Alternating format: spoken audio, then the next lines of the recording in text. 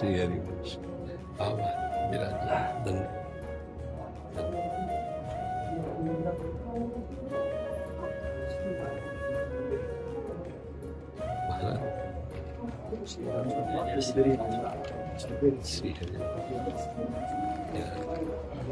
तिलपल वाले सूरदास आश्रम गोवर्धन वहां से हैं।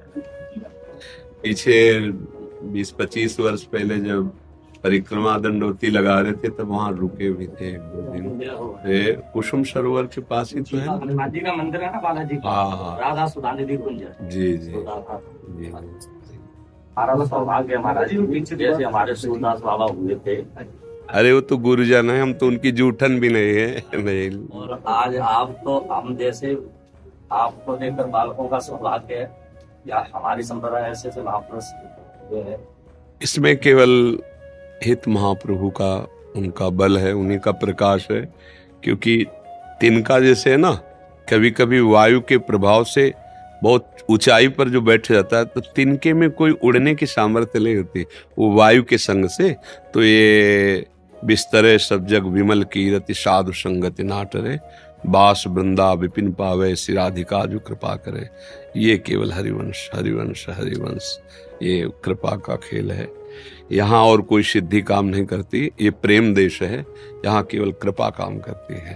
तो हमारी महारानी जू, हमारी स्वामिनी हित सजनी जू, उन्हीं का कृपा प्रसाद सब चल रहा है। हम सब उन्हीं के हैं, उनकी कृपा समुद्र की धारा में अटखेलियां लेते रहे थे। राहुल जी महाराष्ट्र से। श्री हरिवंश। महाराज जी आपके चरणों में कोटि कोटि प्रणाम। महाराज जी भक्ति में अध्यात्म बल और आत्म बल किसे कहते हैं और कैसे बढ़ेगा ये? पहले अपनी जबान शुद्ध करे नाम जप से, एक एक चीज शुद्ध करे ना, जिभ्या से नाम जप करें, राधा राधा राधा राधा राधा राधा राधा राधा। तो हमारे मन की जो दुर्वासना है पहले वो नष्ट हो, जो हमसे पाप कर्म कराती है। जब दुर्वासना नष्ट होती है, मन पवित्र होता है, तब हमको समझ में आता है कि संसार मार्ग से अलग कोई अध्यात्म मार्ग है जो हमारा स्वरूप ही है, कोई अन्य नहीं है। हमारा स्वरूप आत्मा हरिवंश प्रगट परमानंद श्री हरिवंश प्रमाण मनम। हमारी आत्म स्वरूप की जो महिमा गाई गई है वो हमारे इष्ट देव ही हैं, हमारे गुरुदेव ही हमारी आत्मा है। और उन्हीं का निरंतर अंतःकरण के द्वारा, जैसे अंतःकरण में 4 हैं, बुद्धि, बुद्धि निश्चय करे कि श्यामा श्याम ही हमारे जीवन धन। मन सदैव श्यामा श्याम की ही सेवा वृत्ति का संकल्प करे। चित्त सदैव उनके रूप का, नाम का, लीला का चिंतन करे। अहंकार सदैव उनके दासत्व में रहे। हमारे माई श्यामा जू को राज, हमसी श्यामा जू के बल अभिमानी, टेढ़े रहे मोहन रसिया सो बोले अटपट बानी। अंतःकरण का जब पूरा का पूरा समर्पण आराध्य देव की तरफ हुआ तो उसी प्रकाश में हम देख पाते अपने स्वरूप को। आत्मा कोई और वस्तु नहीं, मैं ही हूं। अभी मैं का संबंध शरीर से है ना, तो हम मैं को शीशा में जब देखते हैं तो लगता है ये मैं हूं। नहीं, ये पोशाक है, ये आत्मा की पोशाक है। ये पांच भौतिक शरीर मैं नहीं हूं, ये मेरा रूप नहीं है, ये मेरा नहीं है। ये एक सेवा के लिए दिया गया पोशाक समझो। भगवान ने गीता में कहा जैसे पुराना वस्त्र होने पर नया वस्त्र जी वसांस जीर्णानि यथा विहाय। अब हम लोग इतने बावरे हो चुके हैं कि इसी को अपना मान लिया स्वरूप, शरीर को। और मैं पुरुष हूं तो आकर्षण स्वरूप, विपरीत दूसरे शरीरों का आकर्षण और भोगों का आकर्षण। और उसकी दुर्दशा ये हो गई कि परमार्थ तो जाने दो, मनुष्यता नहीं रह गई, राक्षसी भाव आ गया। राक्षसी भाव, दूसरों से सुख लेने का भाव, और वो इतना बढ़ गया कि सामने वाले को कितना दुख हो रहा है, उसकी हिंसा हो रही है, ये कुछ विचार नहीं। मुझे लगता है नाम जप के द्वारा हृदय को पहले पवित्र करे और सदैव जो शास्त्र सम्मत कार्य हैं वो कार्य करे, और दूसरों को सुख कैसे पहुंचे ये परिवर्तन अपने अंदर करे। जो दूसरों से सुख लेने का भाव, यही हमारी दुर्गति करा रहा है। ये समझ में नहीं आ रहा सबकी। सुख देवे को चावचित सब सो हित निष्काम, या सुधर्म हरिवंश को नाम गिरा विश्राम। दूसरों को सुख कैसे, मेरी वाणी से, मेरे शरीर से, मेरे मन के संकल्प से, जो भी मेरे सानिध्य में आए वो सुखी हो जाए, निष्पाप हो जाए, प्रसन्न हो जाए। अब अध्यात्म मार्ग प्रकाशित हो जाए। अध्यात्म मार्ग बाहर नहीं होता, यहाँ छाती में प्रकट होता है, हृदय में। सत्य मार्ग है। फिर किसी से कोई प्रश्न नहीं करना पड़ता, अपने आप गुरु प्रकाश से वो अध्यात्म मार्ग दिखाई देता है और चलता चला जाता है और लक्ष्य को प्राप्त हो जाता है। समझ पा रहे हो आप? गुरुदेव, आप जी कहते हैं कि प्रतिकूलता को सह जाओ, लेकिन हमारी सहनशीलता का अगर कोई अनुचित लाभ उठाए तो उस समय क्या करें? कौन है जो अनुचित लाभ उठाएगा? सहनशील तभी बनोगे जब ये जान पाओगे कि कोई और है ही नहीं। जब तक और दिखाई देता है तब तक तुम सहनशील हो ही कैसे सकते हो? और दिखाई देगा तो सहनशील हो पाओगे क्या? और कोई है क्या? अनुकूलता प्रतिकूलता की सत्ता है क्या? किसी और की सत्ता है क्या? आप जहां बात कर रहे हो ये वृंदावन धाम है, और जिनसे बात कर रहे हो ये वृंदावन धाम के रस की। कोई और है क्या? एक क्रूरा अपि पापिनो न च सताम संभास्य दृश्याश्च सर्वान वस्तुतया निरीक्ष परम स्वाराध्य बुद्धिर्मम। जो क्रूर और दुष्ट और पापी नीच चांडाल ऐसा रोल कर रहा है, वो कौन कर रहा है? मेरा आराध्य देव, दूसरा कोई नहीं है। सोचो, तुम्हारा दोस्त है, वो नाटक में क्रूर कर्म करने वाला रोल करे, उसे क्या कहते हैं? हाँ, बिलियल, बिलल। हाँ, हमको पढ़े लिखे कम है। अब आप पहचान जाओगे कि नहीं पहचान जाओगे? नहीं पहचान जाओगे? ये अच्छा, ये तो वो है। अब वो जितना क्रूर कर्म करेगा, अब वो वाह यार वाह, कितना सुंदर अभिनय कर रहा है। लेकिन तुम जानते ना, बहुत प्यारा आदमी है, बिल्कुल नशा नहीं करता, बिल्कुल किसी को दुख नहीं देता। पर क्या अभिनय किया यार, एकदम पूरा। खुश हो जाओगे ना, ऐसे ही भक्त खुश होता है।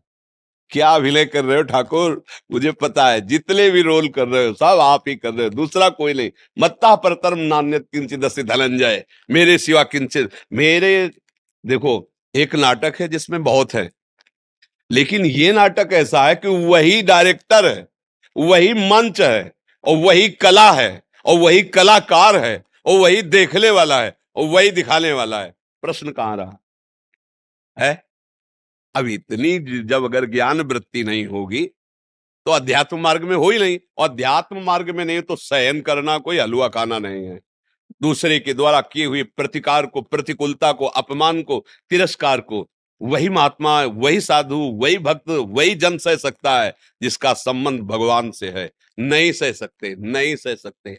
क्योंकि जब इस समझ में अहंकार को आएगा कि मुझे नीचा दिखाया जा रहा है, तो जो भी पावर उसको समझ में आता है सारा पावर झोंक देगा।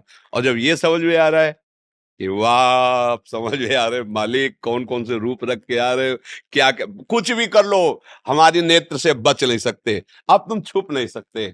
किसी सूझ वाली आंख ने पहचान की, कण कण में झांकी भगवान। ओ मेरे लाल जी, मेरे प्रीतम। कहां गुस्सा आएगा, कहां गुस्सा आएगा? एक बार एक ऑफिसर घर आया,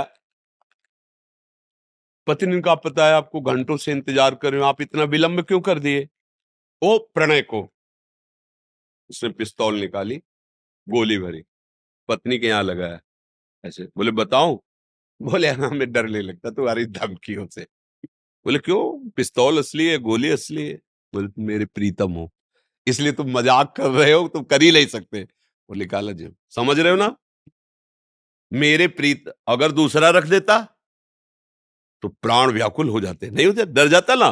तो अगर हम दूसरा देखेंगे तो डर जाएंगे, भय आ जाएगा, क्रोध आ जाएगा, अशांति। और अगर देख रहे हमारा प्रीतम है तो कह रहे ये तेरी पिस्तौल है, सब तेरा केवल खिलवाड़ है, तू कर ही नहीं सकता। क्यों? मेरा प्रीतम है, चराचर जगत मेरा प्रीतम है। अब तो कुछ नहीं कर सकता, कुछ भी रोल कर, कुछ भी स्वांग कर, अब मुझे तो डरा नहीं सकता, क्योंकि गुरु प्रताप से मुझे पता चल गया कि तू ही है। अय छलिया, आज तक तू मुझे विविध रूपों में छलता रहा, अब गुरु के द्वारा दिए हुए नेत्रों से मैं तुम्हें पहचान गया हूं, अब तुम छुप नहीं सकते। बिना ये स्थिति आए सहनशील हो ही नहीं सकते। थोड़ी बात सह सकते हो, लेकिन जब और आगे बढ़ेगी ना तो फिर आप नहीं सह पाओगे। एक सीमा तक तो सह सकते हो, बुद्धि लगा के सहना चाहिए परमार्थ के पथे को, फिर इसके बाद जो उसका स्वरूप आएगा कि अब हो गया, बाद में भजन देख लेंगे, क्षमा मांग लेंगे, पर अब तुम बात बदल जाए। और अगर ये दिखाई दे रहा कि प्यारे है तो ये गुस्से ले आएगी, हंसी आएगी कि कर लो आप ही हो, अब ये जीवन आपको समर्पित है। चाहे आप प्रणाम करो, चाहे आप जूता मारो, चाहे माला चढ़ाओ आप, चाहे आप दंड दो, नाथ मैं तो आपका हूं। अब आप कुछ भी करो, मुझे समझ में आ गया, आपके सिवा को जीत गया। किसका प्रश्न था ये? हाँ, समझ में आ रेला। देखो, परमार्थ को जब तक समझोगे नहीं तब तक कि कोई इसका दुरुपयोग, अरे है कौन जो दुरुपयोग करे। और दूसरे पक्ष में बता देते हैं कि ऐसा कोई पैदा ही नहीं हुआ, अगर लोकवत भाषा में, कि जो गुरुवाणी के अनुसार चलता है, शास्त्र सम्मत चलता है, भगवत आराधना करता है, उसके सामने उसको झुका सके, रौन सके, ऐसा कोई पैदा ही नहीं हुआ। अगर हमसे कोई अपराध हुआ है तो उसका दंड देने के लिए भगवान कोई रूप धारण करके हमें नीचा दिखाएंगे थोड़ी देर, इसके बाद अगर हमारा कोई अपराध नहीं है, हमसे भी गलतियां होती रहती हैं, तो ऐसा हो सकता है। अगर ऐसा नहीं है तो कोई ऐसा पैदा नहीं हुआ कि रोम भी झुलसा दे। 5 वर्ष का बालक प्रहलाद और त्रिभुवनपति हिरण्यकश्यप, वो हार गया कि करूं तो क्या करूं इसका, कैसे, मतलब क्या करूं, समझ में नहीं आ रहा उसके, हर कुछ करके हार गया। और वैसे ही मुस्कुराता हुआ प्रहलाद उत्तर देता है, दैत्यराज। पहले पिताश्री कहते थे, जब देखा भगवान का विरोधी है तो दैत्यराज करके संबोधन किया। तुम जिस भगवान को समझना चाहते हो तेरे में है, खड्ग में है, खम्भ में है। प्रहार किया, घूंसे फाड़ के खंभा, ऐसा रूप प्रकट हुए, हम फेंक दिया तलवार और ढाल मूर्छित होके गिर गया केवल देख के। ऐसा भगवान का स्वरूप। तो ये देखो परमार्थ है, इसमें बातों से तो विजय नहीं मिलेगी, इसमें चलना पड़ेगा। नाम जप करो, अच्छे आचरण करो, बुराइयों से बचो, दूसरों को सुख पहुंचाओ, सब में भगवत भाव करो, अभी आनंद आ जाएगा, सारे पाप नष्ट हो जाएंगे। हृदय हृदय जो जलता रहता है वो पाप हैं, वो जलाते हैं।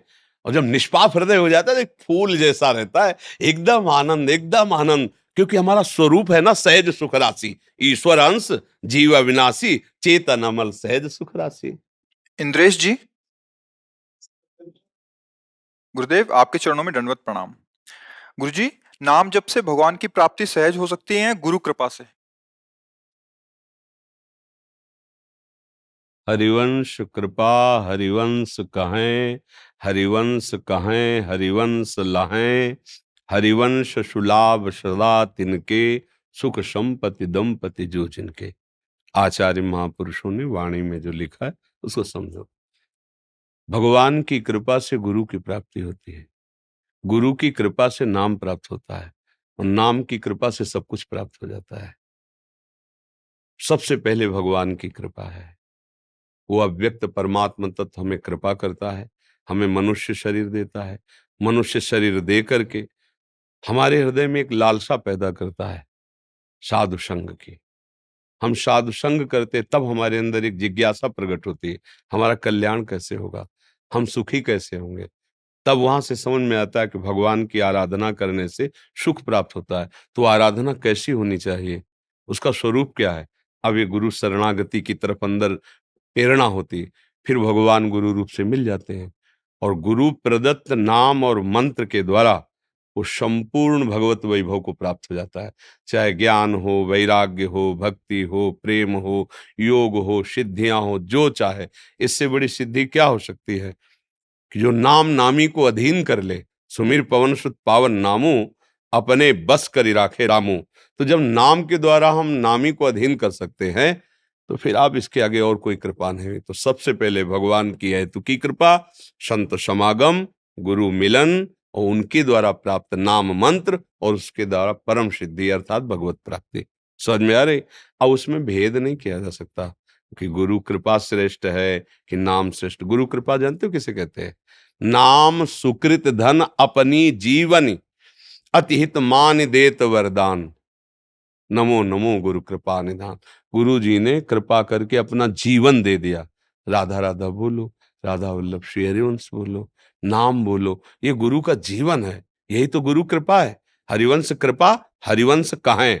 कृपा पात्र का लक्षण क्या है? गुरु के वचन से निकला राम कृष्ण हरि, जो नाम दिया उसी नाम को निरंतर जप रहे। अब हो गई गुरु कृपा। तो गुरु कृपा और नाम दो हुई है क्या? एक ही तो हुआ ना। तो बस उसको हम भेद करके ना देखें। गुरु कृपा नाम है, नाम की कृपा से संपूर्ण वैभव प्राप्त हो जाता है।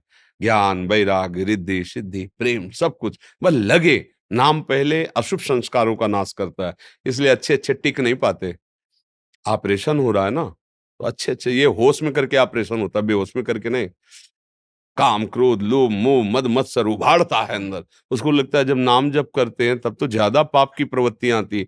इस ये उभाड़ रहा है, ऑपरेशन कर रहा है, होश में करके ऑपरेशन कर रहा है। अब उसे कोई सह जाए, यहाँ सह क्या जाए, थिएटर से भाग जाते हैं, ऑपरेशन ही नहीं होने देते, भाग जाते हैं। अगर रुक जाए तो फिर निहाल हो जाए, फिर समस्त विकार रहित होकर काम क्रोध मद मान न मोहा, लोभ न क्षोभ राग नहीं द्रोहा, जिनके कपट दम्भ नहीं माया, तिनके हृदय बसो रघुराया। साक्षात भगवान उसका हृदय में अपना निवास स्थान चयन कर लेते हैं, उसको और कहीं ढूंढना नहीं है, यही मिल जाते हैं। समझ में आ गए? ललित जी मध्य प्रदेश से। श्री हरि बोल। गुरुदेव आपके चरणों में कोटि कोटि प्रणाम। महाराज श्री, जब मैं वृंदावन आता हूँ तो श्री जी को प्रकट भोग नहीं लगा पाता क्योंकि अमनिया प्राप्त नहीं होता, एवं स्वयं तो किसमिस पधराकर पूर्ण भोजन प्रसाद पा लेता हूँ, इससे मन को अधिक ग्लानि होती है। महाराज जी मार्गदर्शन करें। एक श्री जी यहाँ भी बैठे हैं। देखो, अधूरे भगत मत बनो, पूरे बनो। हम बाहर भावना करते हैं काष्ठ मंदिर में या पाषाण मंदिर में मेरी लाडली साक्षात विराजमान है। ये भी लाडली का मंदिर है, यहाँ लाडली लाल विराजमान है। ये वो द्वार है जहां से भोग लगाया जा रहा है, पदार्थ ले रहे एक एक, और ये हमारी सेवा है कि हम सुखद करके लाडली लाल को पा रहे। भजन बन रहा है। एक बार हमने पूज्य सदगुरुदेव भगवान को देखा, ऐसे आरती कर रहे थे लाडली जी की। अब जब पूरी हो गई तो वैसे की, चाहे वो हमें उपदेश देने के लिए ही कर रहे हो, तो हमने प्रश्न की महाराज जी ऐसे उनका सामने भैया यहाँ पे विराज, तो जहां आपको भोग लगाने की सुविधा नहीं लग रही, एक क्षण रुकिए और भाव कीजिए, हे हृदयाराध्य, मेरे हृदय मंदिर में विराजमान प्रिया प्रीतम प्रभु, आप भोग पाइए। अंदर ही अंदर कहने की, बाहर सुनाने की जरूरत नहीं। सभा में बैठे सबके साथ पा रहे, एक क्षण रुको, वो भोग लग रहा है। नारायण या गौर श्याम को हृदय निकुंज बसइये, हृदय रूपी निकुंज में प्रिया प्रीतम विरा, बिल्कुल उनका चिंतन किया, पा रहे तो मानो हम प्रिया प्रीतम का भोग। ये शरीर मंदिर है।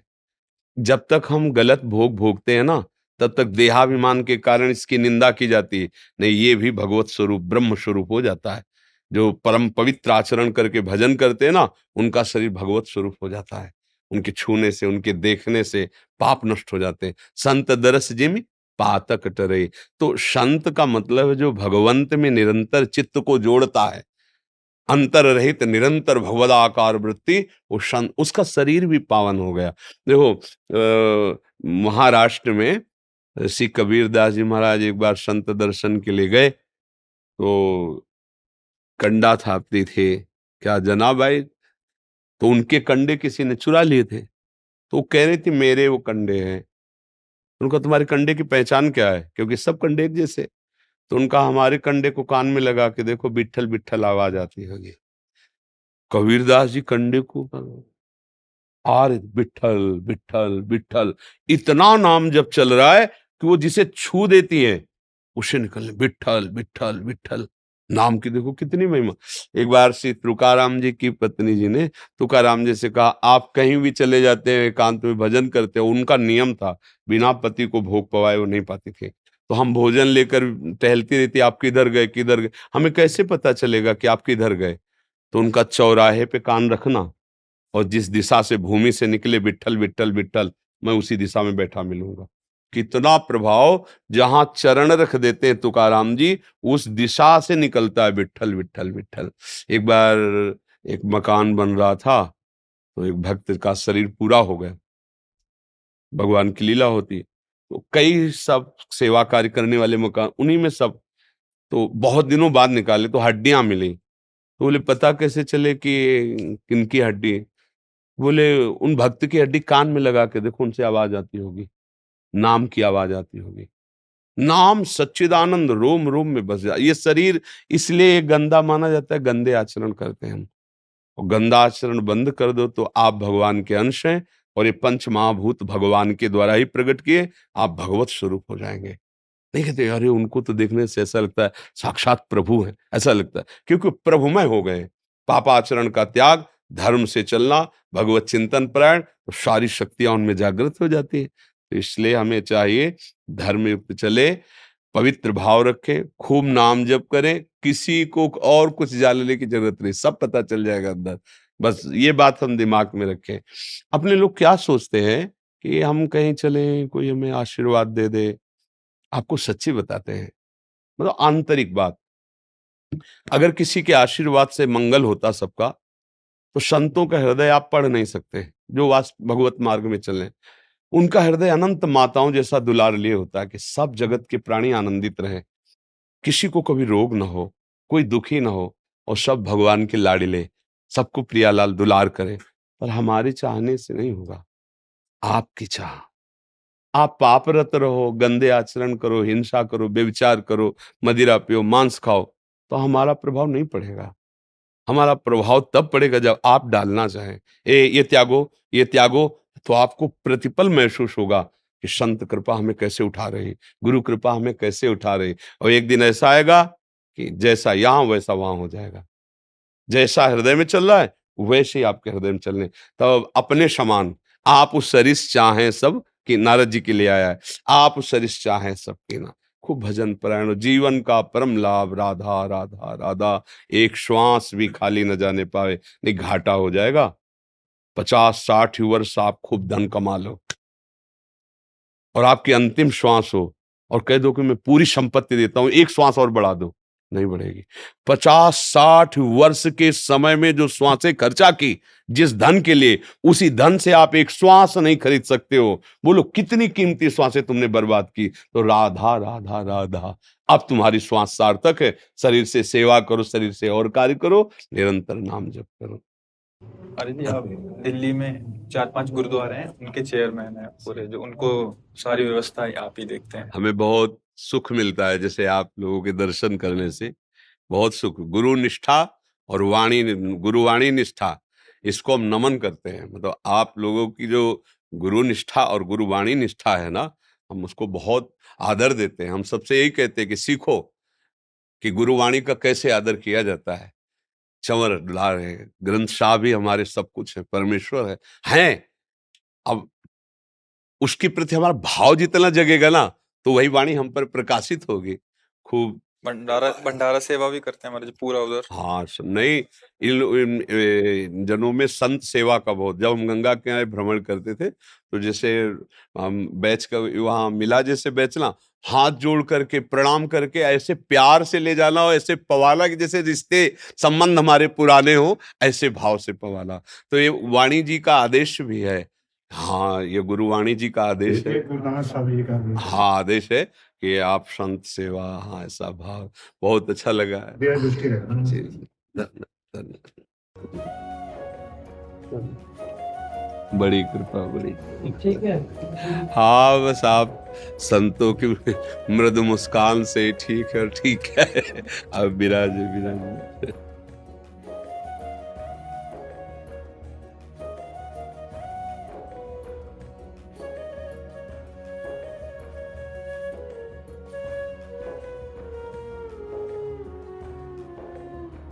आज तो कैसा है? बस कृपा से चल रहा है, श्री जी की कृपा से। बस कृपा शब्द ही है, कृपा। जासु कृपा नहीं कृपा आघाती, जिसकी कृपा कृपा करने से कभी तृप्त नहीं होती, बढ़ती ही रहती है, बस प्रभु की कृपा से। आप सब संत जनों का स्वास्थ्य ठीक है, प्रसन्न है, कोई प्रश्न तो नहीं है?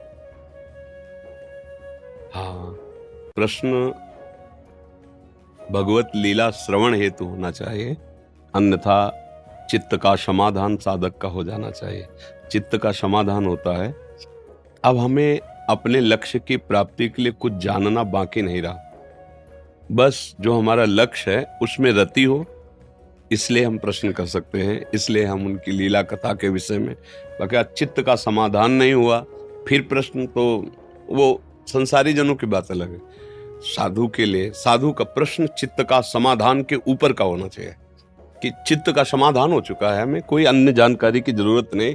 हाँ, चित्त अब उनमें रति को प्राप्त हो। जैसे महापुरुष जन परस्पर चर्चा करते हैं, तो रति के लिए भगवान जैसे श्री कृष्ण चंद्र जो आज्ञा करते हैं, बोधयंता परस्परम, परस्पर जो हम अपने आराध्य देव की चर्चा करते हैं तो उसमें हमें रोमांच होता है, हमें आसक्ति परस्पर हृदय में आराध्य देव की बढ़ती है। वो तुष्यंति च रमन्ति च, वो उसी में आनंदित होकर संतोष प्राप्त करता है और उसी में रमण। ये हम संतों का आहार है। भगवत चिंतन, भगवत गुण, भगवत रूप, भगवत लीला, भगवत धाम, भगवत नाम, भगवत भक्त, ये हमारा जीवन है। बस ये है चित्त का समाधान। आगे रसास्वादन के लिए भली वार्ता हो तो बाबा के जन्म में साष्टांग प्रणाम। दंडोत दंडोत पतित पावन विराज बाबा हमें पता है तूने आपकी व्यवस्था में मिलवेताई तो काम करना पड़े, हम आपको बरसाने से भेजते ही ना है, वही बांध के बैठा लेते। लाडली लाल की जय, हमारे बाबा की जय।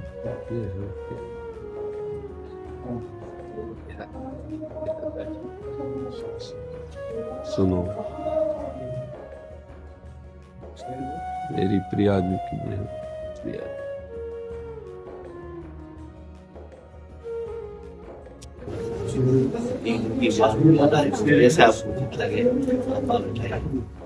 महाराज जी, सच्ची बात है कि डायलिसिस जब से शरीर का शुरू हुआ हम कहीं जा नहीं पाते। मतलब कई अव्यवस्थाएं हैं शरीर की, वो तो केवल भगवत कृपा से चल रही।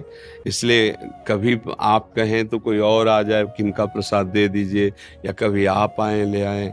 अब हमारी हालत जो शरीर की, ये केवल लाडली जो की कृपा से सब हो रहा है, सामर्थ्य नहीं। अब जैसे कल डायलिसिस हुआ, शाम के भोजन ही नहीं पाए, इतनी हालत खराब होती है। अब जब जाएंगे तब प्रसाद, ये सब अलौकिक श्री जी की कृपा से हो रहा है। शरीर बिल्कुल मतलब वो बस ऐसे समझो कि बस लाडली जी की कृपा से चल रहा है। हम बस इसके बाद इतने शिथिल हो जाते हैं, जहाँ निकलते बस जाके लेटे रहते हैं, अपना जो चिंतन चलता है, जाने लायक कहीं नहीं रह गए शरीर की। इसीलिए आप जैसे प्रार्थना करते, मुझे सकुच लगता है कि मेरी लाडली जो है आप वो संदेश भेज रही है, फिर मैं क्यों नहीं जाऊं। तो अब शरीर की सामर्थ्य के कारण ऐसा है। आप जब कभी हो थोड़ा किनका भिजवा दीजिए।